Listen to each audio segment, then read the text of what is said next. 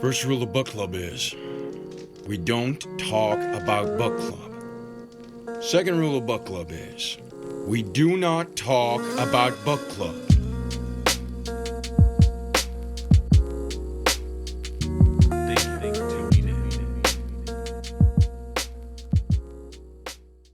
Thank you for tuning in to We Don't Talk About Book Club. I'm Sean. I'm Casey. And I'm Kyle. We're talking about The Deluge and Ohio, two novels by acclaimed author Stephen Markley, or Markley. Warning, there will be God, spoilers. I never even thought of that. Yeah, Markley, but there will be spoilers, Yeah. so just be wary upon listening. But my question is, which one did you guys read first? Because I read Deluge first and then Ohio, because that's just the order I became aware of them. Right, which is my fault. I did Ohio and then Deluge. Deluge. Deluge. I can't, my tongue doesn't want to do it. Yeah, so I did Ohio first because of Sean, who told me to read Ohio. And then I told him to read Deluge. Yep. So I was also Ohio Deluge. I also felt like Deluge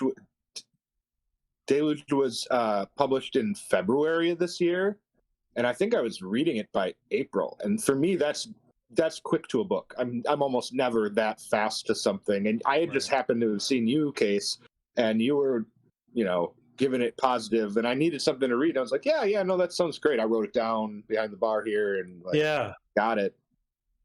Yeah, and it was one of those happy things where I'm just like, I just finished Ohio and I had a new credit on Audible, and it was like, hey, he just published something like a week ago, his newest novel, and I was like, okay, I guess I'm getting into this guy, Oh, and here again, having read those two, I mean, the next thing he publishes, I can almost guarantee I will read, if not immediately, and those are his two novels, but there's a couple of nonfiction or journalism, quasi-journalism type of things that I've thought about digging those up, but now I'm kind of moved on to whatever.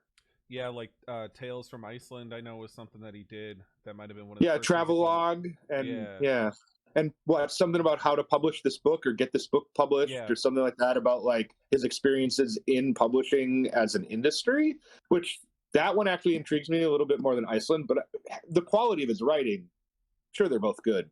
Yeah, definitely interesting. Something we'll discuss, especially with The Deluge, is like he really taps into his whole journalism aspect to his writing.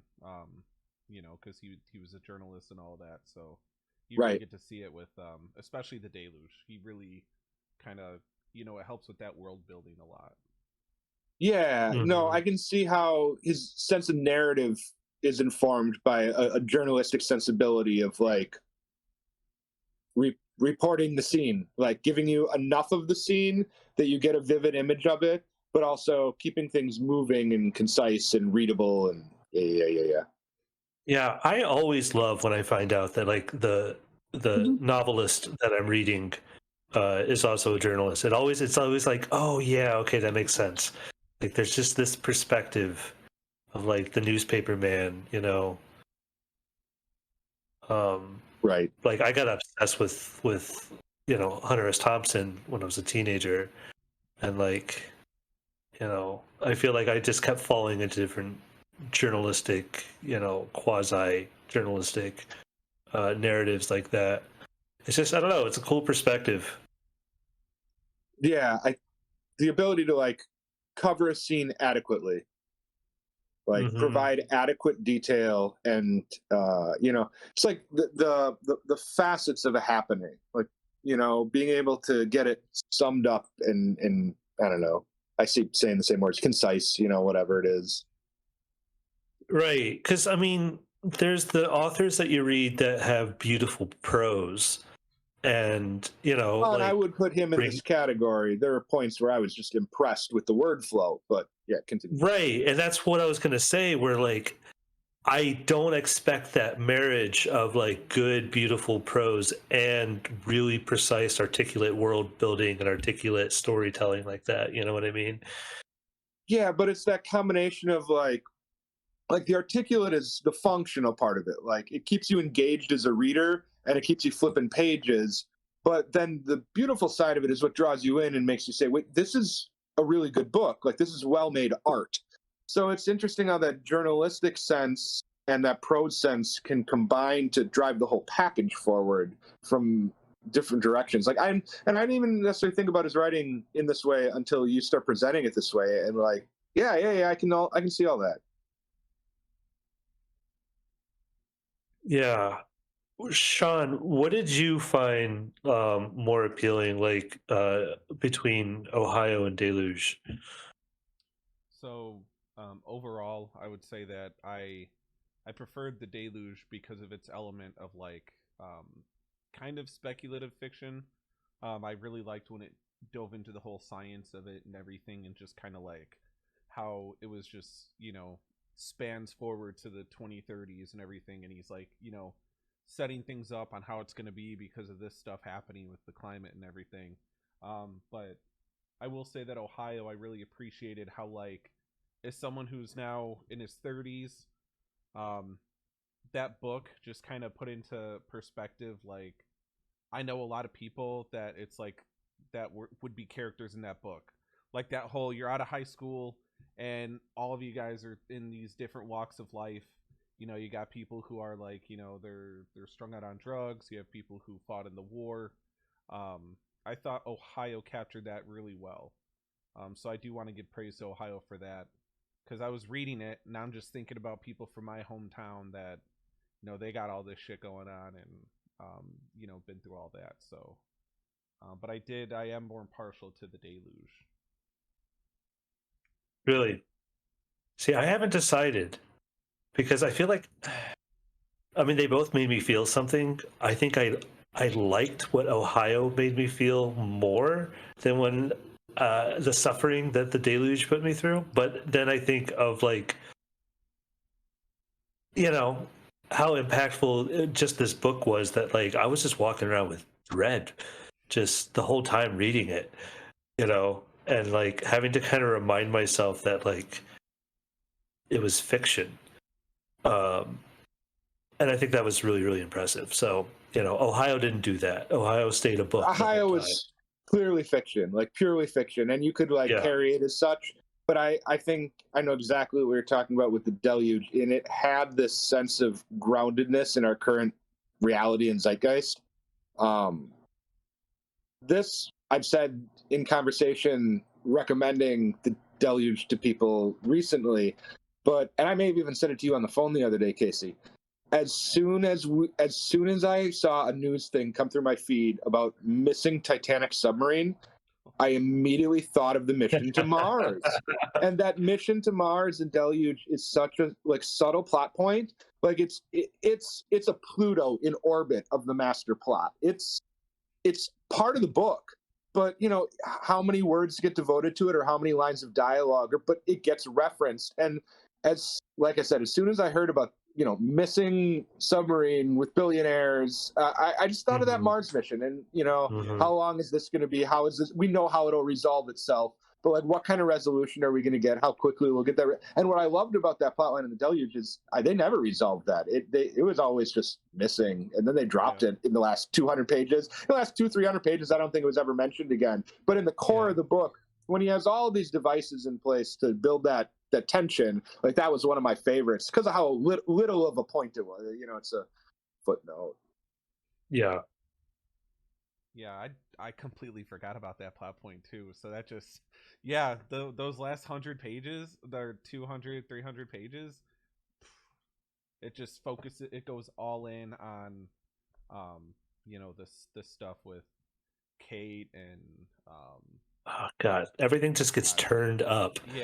Like, because that was, is that also with Ash and his baby? That whole sequence of like what gives him the inspiration to write the big like here's what we're going to need to do. We're going to need to start eating dogs. And do you remember that when Ash like writes this big proposal, and like in order to do so, he has to get this inspiration of what true starvation means. So him and his baby just starve. Was that after he lost his sister and Peter? Yeah, I think it was like one of the last times we see him from his perspective, and he's just starving his baby, so that and himself, like both of them, Right. just to like know what true horror via starvation was, in order to gain inspiration to write, you know, the proposal for how to regulate this and how to like. And it's like, if we get this bad, if it feels like this, and this is what it feels like to watch your own child starve, then we need to look at this seriously. Let's eat the cats and dogs. You know, Right. That I think. Whew, I'm pretty sure that was near. That was just like, because you just start getting punched with like the Kate shooting, and then that Keeper's whole climax. It was fun. It was cool. I didn't give a shit. The only chapter I was like, Keeper, not a bad character. The whole book, man. And I'll tell you this, Kyle. And I told Casey all the time. I'm like, I fucking hate Keeper. Every time he came out in the book, I hate right. you. The whole time he was reading it, he was just texting me like, "Man, fuck Keeper." Like, it was just every time. I can get that. Every time, like, just the way that the author did those chapters, it was just like, ugh. Like, I felt icky. Like, get this fucker out of here, man. But then the last I don't know if I had that visceral reaction to him, but I definitely saw him as like a junkie stereotype. Yeah. Like I saw him operating in relatively predictable ways, even through his like redemption, like even through this, like the redemption he gets in the middle, and then he still ends up paying for his sins in the end. Yeah. That's probably why I like this chapter, because he, you know, right. I liked how he carried himself throughout that whole sequence, and like the bargaining he did to make sure he didn't like kill the other people. I was like, cool. Well, and his partner, like it's him and some other guy, and you kind of get this, you get this tropey sort of sense of like, you can see around that corner. Yeah. Like as soon as they're like, these things are fake, as a reader, no, they're not. Like we see where this is headed. But here again, the author's ability to like write it the right way to provide just as much interest and suspense in response that like it flows properly. Right. Yeah, no, that Keeper climax was, I think, the most Hollywood part of the book. Yeah, like I think that there would be a lot of problems trying to make this book into a movie. Like there's just the expanse of it, and I feel like you get into that like Stephen King-esque trap where you can't really make a movie out of this material. But that Keeper climax, I felt like I saw very cinematically. It was very action. Yeah. It was very slightly tropey, but it worked. Like it was good. Yeah. It was satisfying, in the end. And the stakes in it, because it was like, oh, that's Peter and Ash's sister. I was like, God damn it! Like when they were introduced, I was like, no, Ash is going to do so much. Like, I know. Seth died at the Insurrection 2.0, right? Was it? Right. Yeah. No, the Occupy Washington or whatever they. Yeah. And that was, I forget about that part, because I feel like that's the third act of the book. That's the center section meat. You have a 900, and I don't know, you guys did the audiobook or you did the book on your phone or however you consume the media. I had the actual 900 pages of paper from the library. So like you're halfway through this 1.5 book, 2-pound book, and it's that Occupy Washington stuff, and all of the plots are developing to the point where that center section, definitely kept me engaged, kept me reading, and I felt like I can relate to in this sort of, if you know me, I'm kind of a hippie jam band guy that's been to a few music festivals in my day. So like when I picture people living in tents and chaos and like some vague sense of purpose, it taps into my hippie perspective for sure. And like, I can see those those passages in whatever can relate on whatever level. Right. Yeah. And speaking of it from like a cinematic point of view, there are a lot of visuals that, like, for me, because I read the book a few months ago, so like my recall on it is at that point where I'm like, I remember the highlights really well, because that was that when we finally hear the deluge, like when Kate Yes. Yeah. introduces. That's the think first so. time we've heard what the fuck the deluge is. Okay. I'm gonna grab a power cord quick, guys. My Okay. battery needs to be online, so give me 1 second. Should we just edit this out? Yeah. But to what you were saying, yes, the deluge, that's when she says it. Right. Which I think, I don't know if I was reading or if I was listening to the audiobook, but I was like, oh, that's the name of the book. That's the name of the book. Because I'm like, maybe there won't be, it's just, the deluge, the massive flood that is the environmental crisis. But like, oh no, there's an actual deluge. Okay, cool. Well, he used the word once or twice in Ohio. And there, I know I read the word at least once in Ohio, if not twice, and it just sticks out all of a sudden now, like and obviously there's a finite number of words in the English language. It's bound to happen, but now it has a little different meaning in my mind. Like, it has all of this extra depth of association. Yeah. Yeah, and the fire too. I think it's really interesting how cinematic for sure. Yeah. We get a fire, we get a flood. Like that fire chapter with the rescue, and Yeah, and that I really, like, I told Casey too, I was like, this section feels like the climax of the entire, like, if this was near the end of the novel, we hit that final climax, I would have been like, you know what? Yeah, it had like the finality to it. I knew things were going to be fine because how early on it was, but yeah, I definitely felt that it was constructed really well. And cinematic, I mean, I'm a big movie guy. So when you say cinematic, like, that absolutely explains why a lot of those types of scenes like reach out to me. Because yeah, I do visualize it in that, cinematic sense too. Just like, yeah, I mean, we all thought Tony was gonna die, even though he's telling the story, so obviously he's not gonna die. But I'm like, fuck, I think he's gonna fucking die. Or like his daughter's gonna get killed, and this is just gonna like move forward his arc with being more passionate about this shit or something. Just you just. Right. The stakes were there. Mm-hmm. And that's all I want. That's all I want when I'm like reading stuff that has tension. Give me stakes. Don't do what the Marvel movies do a lot, where it's like they have no stakes. You have literally no worry that anyone's going to actually die. Like, right. Make me scared for these characters. You know what I mean? And that's what it succeeded in. And a lot of facets of this novel too. Just. Well, and he can do it on that like grand level of like a suicide bomber or Los Angeles wide fire situation. Like, but I also feel like the first chapter of Ohio, when he's just met up with his dreadlock buddy and he's tripping on acid, running from the cops in the small town. Yeah. Like, there's a certain amount of like tension there too that reads authentic. That it's like you're talking about stakes, and you're like, do you really care at that point? But even after only reading 30 pages of this character. I forget his first name, which one that was. It was the first character of the book. But you're invested in him immediately. Like, as soon as you start, like, he's on this road trip and he's got this mystery package, and you're like invested immediately. Yeah. There was this one sequence when he was tripping and like he's outside, he looks at the moon.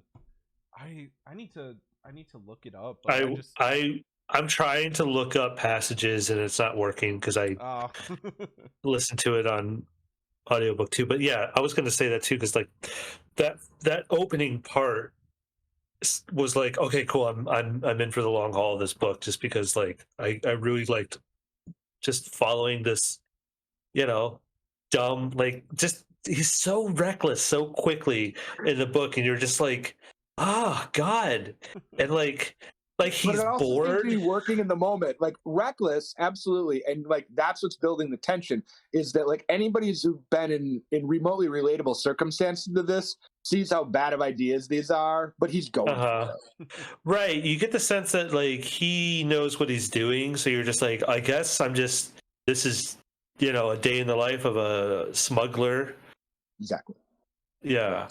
What was in the package again? Bomb. Oh.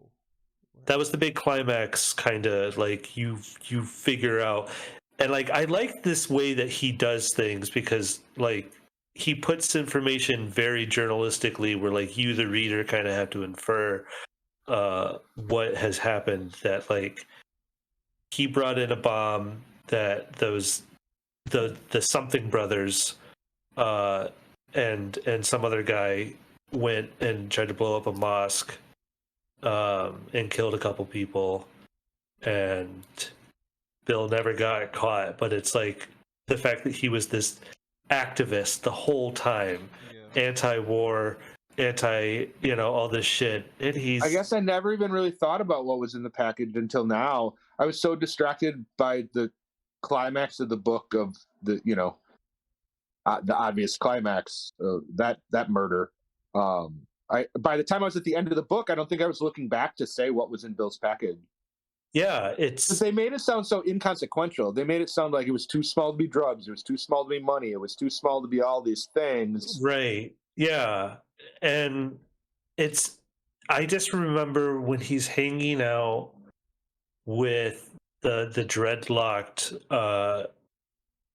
guy that he's like, who he knew from high school, with. right? Right, that guy. Well, I think it was him, or I think it was actually there was one more character that was just like a racist piece of shit who is like drunk and fucked up, and he's just like, these people are gonna have something coming, or he says something like, "We got something coming," and I remember being like, maybe that's the package, and then it's just like an inconsequential active thing that happens in the background that's like it gets alluded to when we finally see Bill at the very end as like an older dude, and he's like kind of weird and paranoid, and what's her name, Stacy is trying to track down her Asian friend.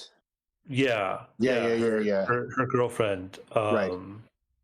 And he's kind of like, well, oh, you're trying to do this. Oh, okay. I can't help you. But he's like, you can tell that he thinks that she's fishing around this other thing. So it's basically like, okay. I might not have read that in. That might be worth a second read on those, because you're talking about like those are epilogue scenes, even, I think.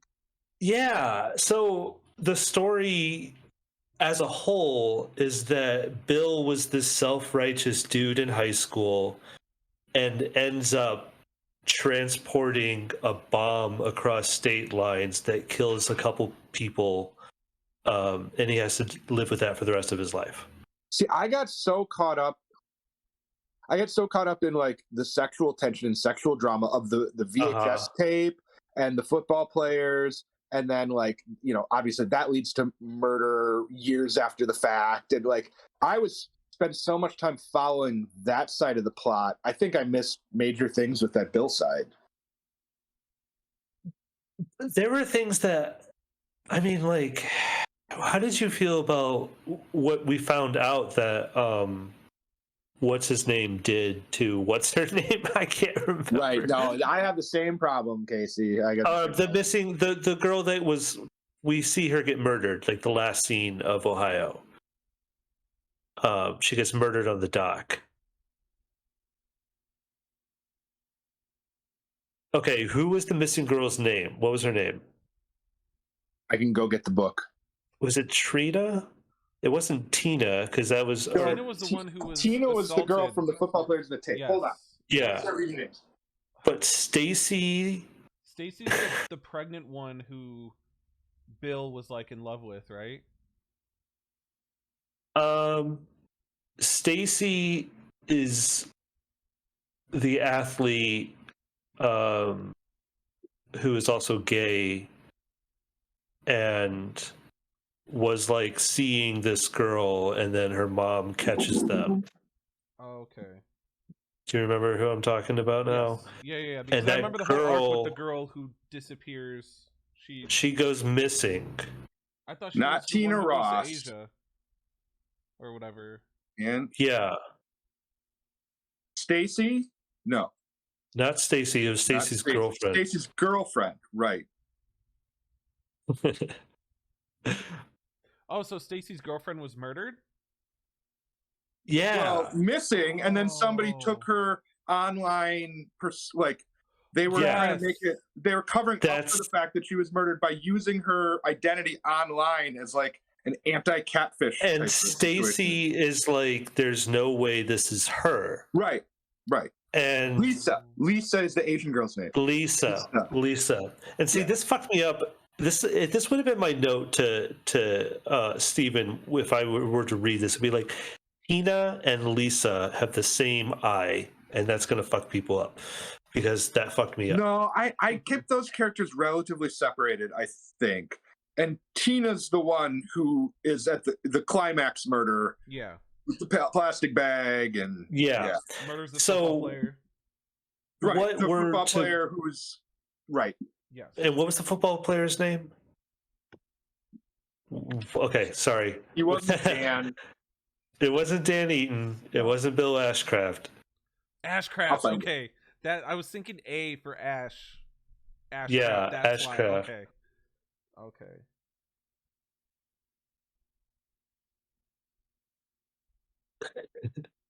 See, real books, kids. Yeah, come in handy. I have mine, but it's all the way in the bedroom. I'm not about to go. Oh yeah, I knew exactly where mine was. Oh yeah, because all 4 of the chapters are named after characters, and it goes boy, girl, boy, girl. It goes. The first chapter is Rick. The second chapter is Stacy. The 4th chapter is Dan. Or sorry, the 3rd chapter is Dan. The 4th chapter is Tina, and then the coda is Lisa. Okay, wait. Rick was that his name? Rick's the acid dropper. No, Bill. Oh, Bill. Oh, the prelude is Rick. I don't remember who Rick is. That's the introduction. But I'm sorry. Yes, Bill Ashcraft is chapter 1. Yeah. Okay. Yeah. And was Rick the one who dies like off screen? Like he's the parade. Yes. Yes. Yeah. Okay. I believe that is yes. He's the one. Yeah. Right. God, there's so many characters. I think that was my problem with it, honestly. And like, in terms of touchstones and reference points for it, I'm not extensively read in Brent Eaton Ellis, but I've read Less Than Zero and I've read American Psycho, and I felt the very Eaton Ellis vibe just in the like high school drama. And it reminded me a little of Euphoria, just like the high school drama and the like level of like fucked up, like drugs, gangbang, like all that stuff is kind of in that wheelhouse. John and I were talking about it too, because at one point it made me think of Sam Levinson. Sure. Particularly some of his like, at least with Ohio, like what is like his grounding cinematic moments are kind of scuzzy, drug or sex fueled moments. Like the whole bit with Tina, I couldn't read all of that. Like some of it, I just.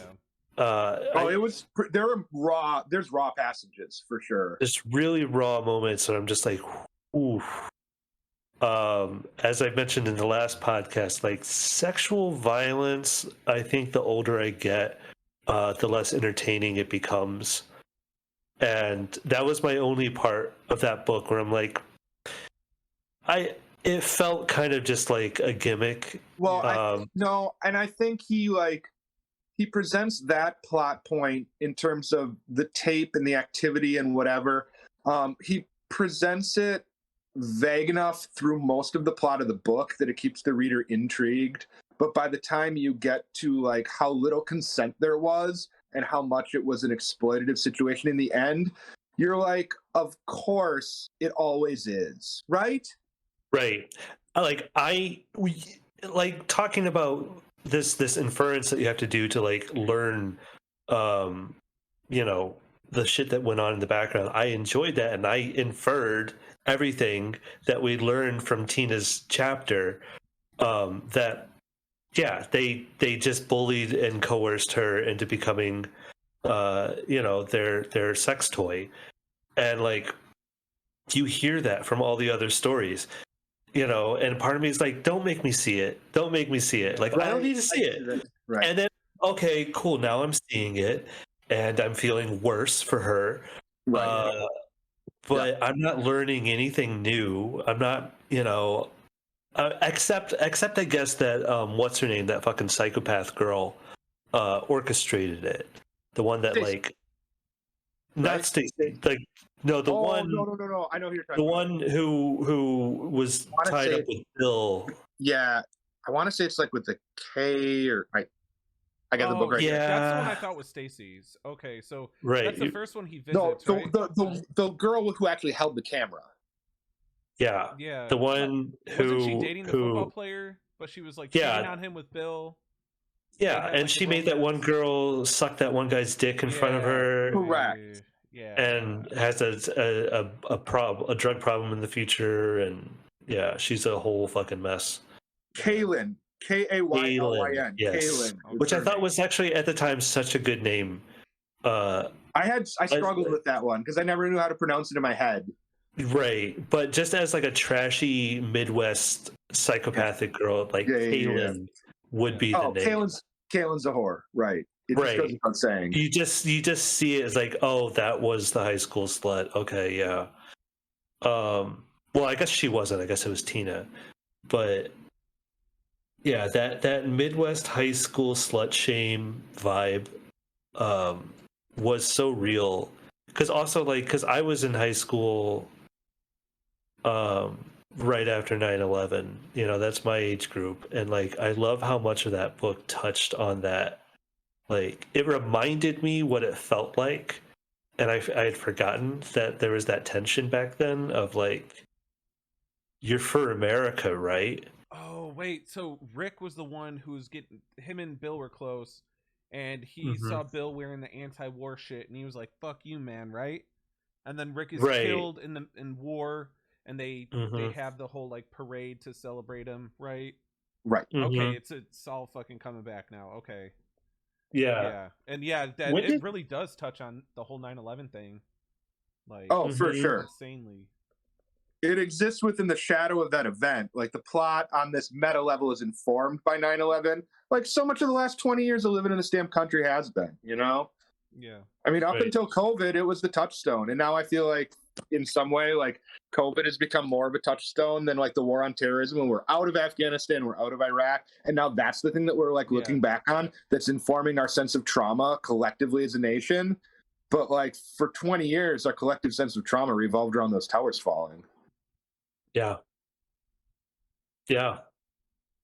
And that's what I think is, he does such a good job in both of these books is picking up on these really core moments in the country, like he's making them up in Deluge, but they're also believable as like, what would the next 9/11s be?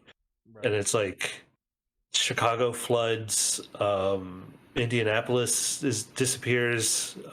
What do they keep referring to? Like the East floods, the East Bank floods, or something like that. Right. Like he does such a good job of like catching the vibe of the time, Yeah, and like in terms of Deluge, I feel like he has this sense of like, in a way, it's a political drama too, right? There's plenty of political characters and political action in terms of both like, Kate and her like philanthropy, activism, whatever you want to couch that is, and like the terrorists in terms of like climate terrorism. Like it does read very political to me, and political in a sense of like inaction or in acknowledgement. Like, I think part of what frustrates, I'm not the younger generation, but I'm not a boomer either. So like, from my generation down, I think what frustrates a lot of people is like the amount of political gridlock, political stagnation, and inability to like acknowledge simple truths that are staring you right in the face, and then like to proceed in light of that. And I don't know, you guys have been around. It's been a hot summer. Like, it's hard not to think about when we're having a hot summer that is fiction, but so much of it is interesting and readable and keeps you engaged because it feels relatable, connectable to the, buzzword zeitgeist, like just to the times. Yeah. Right. Yeah. And he makes mention of COVID a little bit too, just like in passing conversation. Right. And yeah, I think the way that he taps into it makes it, real enough for us as readers to be like, this shit could happen at any moment with us too. But that's why I hope that. No, sorry, go on. I was just gonna say, and that's why I really appreciated the science that we really saw mostly through Tony Pietrus's character, which is probably why he was my favorite character, is because one, that's the only character I think that we truly like got in their head to the point where it's like it introduced us to their nightmares. How like he had that nightmare of like the dark ocean and the methane bubbling up from it and all that stuff. I just, I really appreciated his character overall, because it's like, yeah, he was breaking it down for the reader, but he was also doing it in a way where it's like, okay, you're helping me understand it scientifically like you understand this, Tony, and it just, yeah, and it really just connects it to our world now, where it's like, okay, the way he's breaking it down here, I looked it up about the paleo extinction and all that stuff. I'm like, oh, I looked at parts per million currently with what we have in the atmosphere, and yeah, it's exactly at that high number that they were referencing. Like, I think we're close to 400 right now or something like that. Yeah, it's definitely, yeah, all anxiety's going up. Yeah, but you don't want to do climate science homework. You're not going to be encouraged when you do that research for yourself. Yeah, it's not fun because it's like, oh, this, the evidence is there that it can be very bad. And the book did a really good job of capitalizing on that, honestly. Neil Stephenson has a novel. I don't know if you guys, I don't think, Casey, you've read Neil Stephenson, but it's called Termination Shock. I haven't read that one, but I've read some of his work. Yeah, but it's another one of those climate change doom story type things. We should make Casey James read Cryptonomicon. Dude, we were just talking about it, man. We were. I had to stop at the beginning. It's just he so literally intense. Was just. It was just the idea that man was writing an entire 1,000-page book with the plot revolving around a cryptocurrency in 1999 just blows my mind still to this day. Like, he was so ahead of his times. Not the whole thing, just these little details. Yeah, so I appreciated that stuff. And I told Casey this because I started it. I stopped reading it because I was like, I can't do this right now, at least. And also the whole time I'm like, dude, this shit's like 1,000 pages. I need to like once really... you're in, you're there. Yeah. I mean, I'm currently reading a 1,200-page book right now. You're reading the Samuel Delaney? Yeah. Right? Oh, okay. How do you pronounce it? Dahlgren. Dahlgren. Okay. Samuel Dahlgren. What's the name? Well, it's Samuel Delaney is the artist or the author. Dahlgren, Dhalgren, 1975 psychedelic sci-fi quasi post-apocalyptic. It's based about a fictional Midwest city in the middle of America, suffered an unknown catastrophe and is now just a no man's land. So it's like a post-apocalyptic world just within the city. And this sounds right in my wheelhouse. I don't know how I haven't heard of it if it's from 75. Because the writer's a gay black man. Oh, that's exactly why I haven't heard of it. I was going to say they're also a very niche writer just in terms of their content, but yeah, that, they now they get a lot more I guess publicity. I see I see his name pop up a lot more. I read a piece about him in New York Times. And they literally they cited this book as that work is like as a hugely important sci-fi work. Yeah. So I was like, all right, and I read the synopsis, and I'm like, that's cool. And the main character is like a schizophrenic. Because it doesn't have a Nebula, it doesn't have a Hugo. Nobody like puts it on lists, and nobody talks about it. No, and I can already tell it's questioning gender roles and sexuality. There's gay sex, like right off the bat, and it's super psychedelic. And but the prose is really well written. It's incredibly beautiful already, and it's just like brutalist, concrete kind of descriptions. But everything is it's, you know, I'm just like just watching this guy, and he has amnesia, so he doesn't know who he is, and he doesn't know why he just kind of comes to, and he's hitchhiking into the city, and he doesn't know why. And so he's like a schizophrenic amnesiac.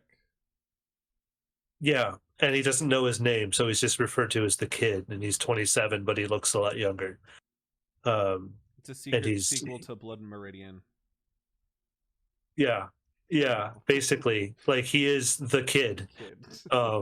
It's, you know, it's a cool protagonist name. I feel like everyone just like, I'm the kid. And there's also something relatable about that, because like the man doesn't have that, like, because, you know, I don't know the kid, I feel like the perspective from the kid, since you're kind of like you're growing through things, right? So like you kind of get to see that adaptation and that development.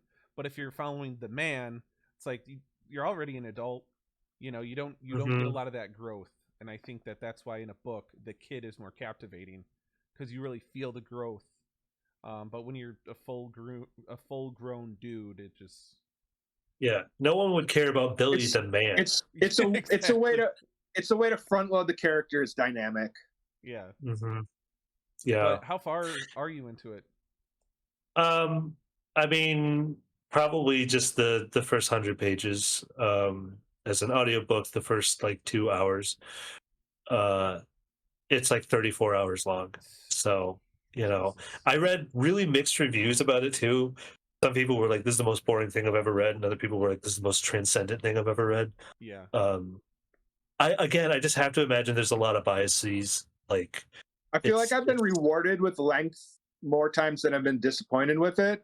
And the older I get, and especially, you know, here again, being a jam band fan that'll listen to music that has 15, 20-minute songs routinely, you develop a sense of patience and, you know, cost-benefit analysis. So, like, when I hear 900 pages, if anything, that might intrigue me more than anything else, because it's like you get through all that. Here again, Deluge. When Kate and her partner are on that hike in the epilogue, and she's like leaving him in the dust, and like that, I was at the literal last 10 pages of the book, and I think it may have been, I was enjoying it as much as I ever had. All the work I'd put in following all of it, and all the enjoyment, and this scene and that scene, and like it culminated to the point where the author knows what they're doing. It stays good, and at a certain point, they're on that hike, and they may be on the back end of it. She's caught up to him, and they start to chatter a little bit, and he basically questions her, are you at all worried about what your legacy is going to be? And she says, no, of course not. Why would I be? She says, you drink your drink, you sing your song, and that's what you get. Like, that's what this life is. Like, it's just very experiential. Those, like, that passage, it just sticks out in my mind as like the climax of this book, and like one of my major takeaways. And that's where, if it's worth it, the 900 pages pays off. Yeah, I like how you put that. You did the work, because that's kind of how it felt, and you get rewarded for it with that, definitely with the Deluge. Not so much the Ohio, but Deluge. No, right. Well, and Ohio's shorter. Ohio's like 450, something like that. That's true. You know, but like there's some serious work you have to do with Deluge. Like some of the Ash stuff, when he's like explaining stuff, like and with Tony as well, I guess, where you're reading a straight up, like, you know, essay about climate change. Yeah, seriously. Yeah, Ash's chapters are structured like abstract, you know, conclusion. Super dense. Yeah. And that's the kind of density I like. Cryptonomicon didn't hit it for me yet. I also It will. I haven't been a fan of characterization in Neil Stephenson books. I read Snow Crash, and I was like, I didn't like Snow Crash that much. Snow Crash had like scenes in vignette. Like I loved like the samurai sword fight through a Pacific Northwest hop farm. Like how hipster is that? Like that's just so like I enjoyed that, and the stuff at the end, like the climaxing action on the Pacific Garbage Patch, like the fact that he's setting a scene, like so maybe I enjoyed his scenery more in that book than his actual characters. His characters seemed a little comic booky. They seemed a little, I don't want to say shallow, but a little comic booky and contrived. Maybe is the right word. But the scenes and the action in that book kept me like engaged. His descriptions of like the modern, highway that's a real highway, but is so informed by analogies to information highways and internet and bandwidth and like the routes through which the characters traveled. Yeah, maybe in reflection, now thinking about Snow Crash, that book's a lot about scenery as opposed to characters for me personally. Yeah. And everything that I've at least given a shot with Neil Stephenson, conceptually amazing, incredible. That's what I love about a sci-fi author. But with the characters, it's always been like Seven Eves. I started Seven Eves. I never got through that one, but conceptually, I love the idea. Like the moon breaks up, and like they have to all bunker down, and they. I'm not familiar with that one, but I didn't make it through another one of his that was something about play acting characters that would get hired online to like perform play acting things for people like through this piece of technology. Diamond Age. I didn't make it through Diamond Age. Diamond Age. I should probably take another crack at it, but when I started it, I just wasn't in the right place to like. I made it 200 pages and switched up to something. Yeah, I have Diamond Age. I haven't read that one either. I think I read it on the heels of Cryptonomicon, and having experienced Cryptonomicon, it was different enough, and I was just ready for something different. Yeah. And I don't know, it didn't work out. Yeah, Crypto. So far, just like the characterization, especially with like the soldiers in World War II, it just like all the characters feel like you said comic booky. Like not that they're like Marvel characters, it's just they feel like some of them get worse too. Some of them that doesn't go away, but also like in a good way. Like if you ever read any like Clive Cussler as a kid. Oh, I never got into Clive Cussler. I know what you're talking about. It's very like Clive Cussler books. They always read kind of like half Indiana Jones, half Tom Clancy. They just have this they have a lightness about the characters and a lightness about the way the action is presented. That it's not Ohio. It's not. You're not lifting heavy emotional weights, right?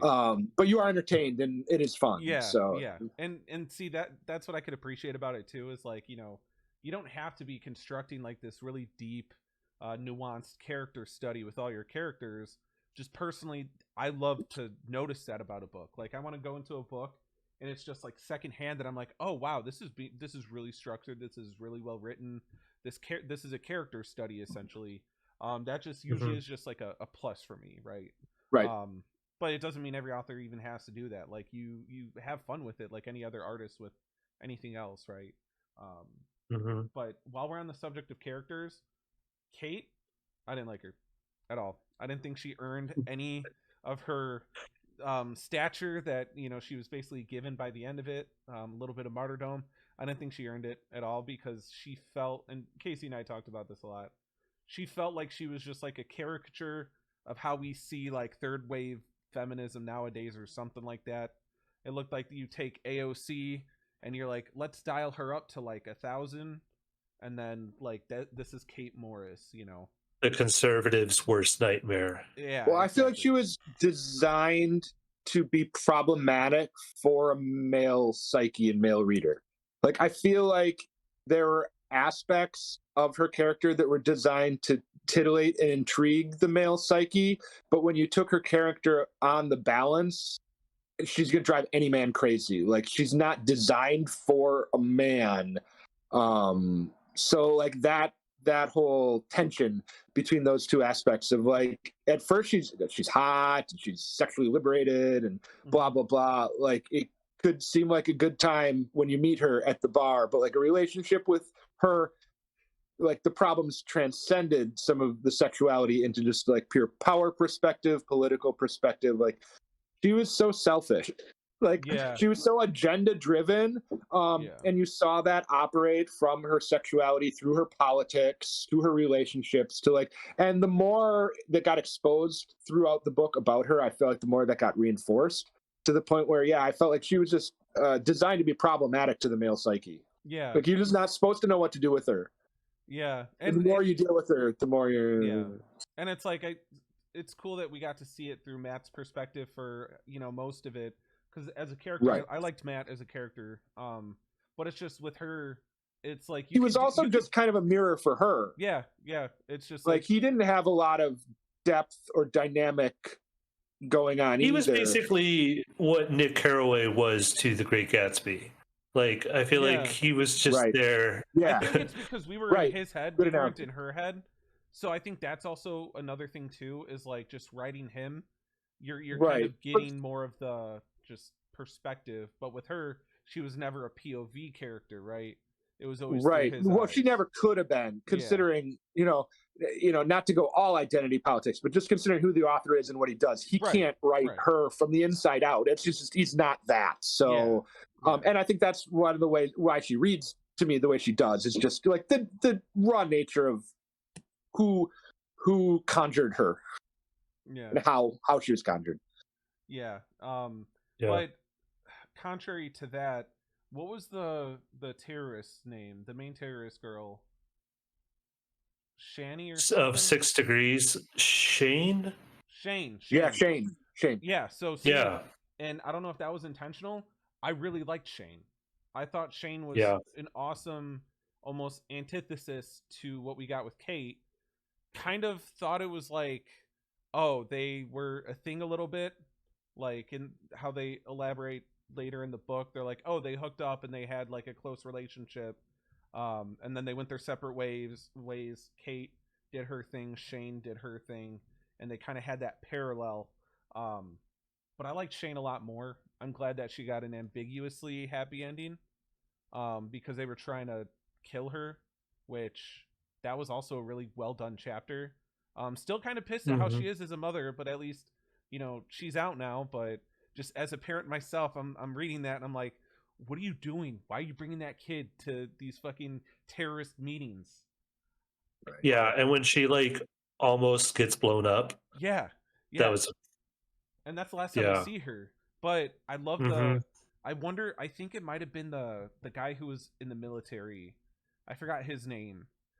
They're the first ones to talk in the beginning. They're at the diner together. He was in the military. He has I think he might have been the one that like switched the number, because like the 6 or whatever was like loose on her door. I feel like he would have been the one to do that, because he low key would be like, I want to look out for her. I personally don't want to see her go. I want her to have a chance. But I did like Shane a lot as a character. Jackie, she was the rich. I hooked up with the pastor back in the day. The ad exec, right? Yeah. I couldn't remember her name. Yeah. I did not like her for a while. But then like her mom hangs herself and I was like, oh shit. And then that scene was pretty fucked up. Yeah. And then the trauma after being there when Kate gets shot and those other people get shot. But then I think she's just like a throwaway resolution. Yeah, the epilogue is she's just trying to get a book published. Yeah. I think she publishes it because they're trying to get who's trying to write Kate's journals. There's something about Kate's journals. Matt has them, or like they're trying to get something from him.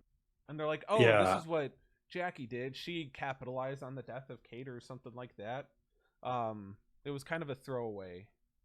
But I didn't really connect with her character too much, because it's just when there's a lot of characters where it's like a lot of their scenes are like, there are so many rich, thinking back on it. We're rich, snobby, having these get-togethers or whatever, and it's like I don't care about your wealthy lifestyle, dude. Like, Cool. Yeah. Woo, good for you doing all of that. But I'm gonna gather my final thoughts.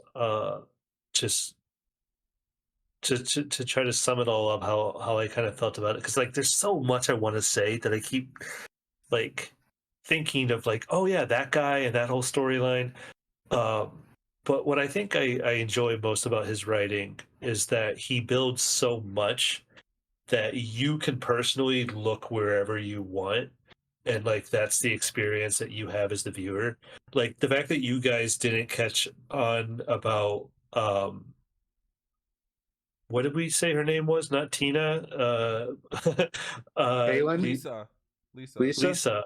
Lisa's murder being this whole thing happening in the background. That one dude that was fucking Tina, like he murdered he murdered Lisa years and years and years ago because she had blackmailed him about what he had been doing to Tina, and you didn't have to know that to enjoy the book. Yeah. And like that's how the Deluge was. Like all of it was just like you could have just been paying attention to Kate Morris's storyline and been like, that's the book. And then it's like, yeah, but remember how Tony had cancer and he had to have that whole revelation with his daughter at the end? Like, oh yeah, that was also the book. That and was like, my favorite chapter. Yeah, that the very museum. human. Yeah, I think most of the humanity of this book came from Tony. And classic sci-fi, is the scientist as the main character, which is why I hope that like I want him to go into some more sci-fi realm. Like this kind of felt very like Christopher Nolan, like what he does to fantasy and sci-fi. Yeah. I'm like, it's very, very real and very like, yep, that's what it'll fucking look like. But like that colony that he describes, like in Alaska, in the very end of the Deluge, of like they've got like bioluminescent lighting on all the buildings and all that. I'm like, that's like the very, very end. Right, and he's just kind of like, yep, it ends like that. And there's a little China there and a little USA, and it's like this. The whole world is just kind of in this little colony at the tip of the world, and that's how. And then they'll survive from there. And I'm like, okay, write that fucking book too now. Right. Like, I want to go there. Like, I want him to be. Do you remember? This may be a complete non sequitur, but I'm gonna say it anyways. Do you remember the scene in War Games where Matthew Broderick and his girlfriend go find the scientist that made the Whopper? And he's flying a remote control pterodactyl and basically giving them the life finds a way speech from Jurassic Park. Yes. Life finds a way. And like, that's what I felt like that final, like that bioluminescent lighting on the streets of the Alaskan town and the downscaling of the world. Like the world can't upscale anymore. We're proving that the resources aren't in place. The sustainability isn't in place to unlimited growth, unlimited capitalism, unlimited upscale. Like the only future that exists for life is life finding a way that's sustainable and downscaled. But we haven't turned that corner yet. And I think that's what makes the whole thing intriguing. Like we know from our current 2023, our environment, our politics, our society, like we haven't rounded that bend yet, but it's possible. Like it's roundable. There will be horror and bombs and like between then and now and then, but life finds a way. I agree. It'll take a flood for us to figure out how to 100%. fix it. Yeah. Right. After the flood, all the colors came out. Bono. Any other closing thoughts, guys? No, it's great joining you guys tonight. I love a good conversation about books and a good book club, and I feel like we already may be feeding the hopper on some things that we could discuss in the future. Oh, absolutely. Yeah. Have you read Stephen King? Like, have you actively read like a good number? I've actively read, I would say, between 33 and 40% of Stephen King's catalog, mostly classics. But I'm a Dark Tower fan. I did the Dark Tower. I'm pushing 8, maybe 10 years since the Dark Tower. And it's not necessarily something I'm willing to commit to revisit, but I have fond memories of reading that thing, 5, 8, 10 years ago. Took a year or 18 months or 2 years to work through it. And I think I made it through Wind Through the Keyhole was the last one. So like 6 or 7. But I got the bulk of it under my belt. Yeah. Yeah, I definitely and Casey was telling me that he's thinking about doing Gunslinger, but our next episode we're kind of playing with the idea of diving into Stephen King a little bit. Yeah, I'd be down for that. I think that definitely has a lot of material for us to talk about because he's been prevalent in literature for how long? Yeah, a long fucking time. Yeah, I mean, maybe we can all just read whatever we want and then just come and talk. or Yeah, I'd be prepared to have a conversation just based on what we've read of his catalog to this point, and thoughts and perspectives. I mean, I've talked about it enough with enough people. Like, I have some ideas and some talking points on different stuff of his. I was the perfect age for the made-for-TV Stand movie back in the day. I was like 13 when that thing came out, 12, 13 when it came out. So cheesy, and that like inspired me to read The Stand as way too young an age to like appreciate it. And, yeah, and The Stand. All right, well, cool. That has a lot of crossover, I think, with The Deluge, or The Deluge has a lot of you could tell he was inspired by King. Yeah. Yeah, for sure. But I feel like, it sounds like we have a good... I got a lot of Franzen. I never read the corrections, but I read Freedom and another Franzen years ago. And there's just something about Markley's style that, I don't know, it just gives me a little hint of Franzen for whatever reason. I gotcha. Cool. Yeah, thank you for joining us. Definitely look forward to having more of these conversations. I love reading. I just finished reading Dune Messiah.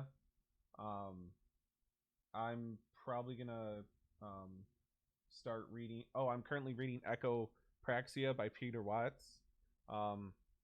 Just fucking whatever we read, man. We could come on here and just talk about it. Yeah, no, Casey mentioned, I don't know if this was you or another one of his buddies, but the Jesus and John Wayne and Jesus. No, he recommended it to me though. He did bring it to me. That's the last thing I read, and I just finished that a day or two ago. And for lack of anything else to read, just put Moby Dick on my phone and started reading that because I've never read it. They never made us do it in school, and like it's kind of a bucket list thing. And I don't know how far I'm gonna get. But I'm actually clipping through it quicker than I thought I would, and I'm more engaged than I thought I would. So yeah, no, it's Melville's pretty good. If you watch The Whale by Darren Aronofsky, I feel like has a pretty good I guess reference to Moby Dick. It plays a part to the whole movie if you've seen it. I just kind of like, my personality says classics are classics for a reason. Yeah, absolutely. And even if they might not be like the most page turningest thing, it's good to get into them sometimes. Big ideas and whatnot. Yeah,